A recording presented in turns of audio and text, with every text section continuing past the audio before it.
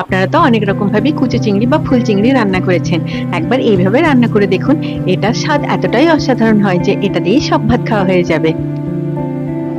Hello friends, আমি সুমি রান্নাঘরে আপনাদের সবাইকে স্বাগত জানাচ্ছি।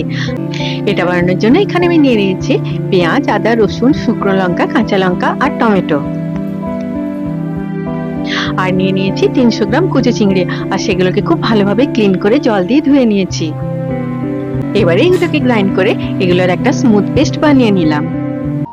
দেখুন সব বড়গুলোতে সুন্দর একটা গোল্ডেন ব্রাউন কালার চলে এসেছে। এবারে এগুলোকে আমি তেল থেকে তুলে একটা প্লেটের মধ্যে রেখে নিলাম। এই রান্নাটায় কোনো গরম মশলা দেওয়ার দরকার নেই, কারণ মুসুর ডাল আর চিংড়ির যে একটা ন্যাচারাল ফ্লেভার থাকে সেটার জন্যই এই রান্নাটা ইউনিক। দেখুন মশলাটা খুব সুন্দরভাবে ভাজা হয়ে গেছে, আর এটা থেকে একটা দারুণ সুগন্ধ আসছে। একটু নাড়াচাড়া করে নিয়ে দিয়ে দিলাম ভেজে রাখা চিংড়ির বড়াগুলো।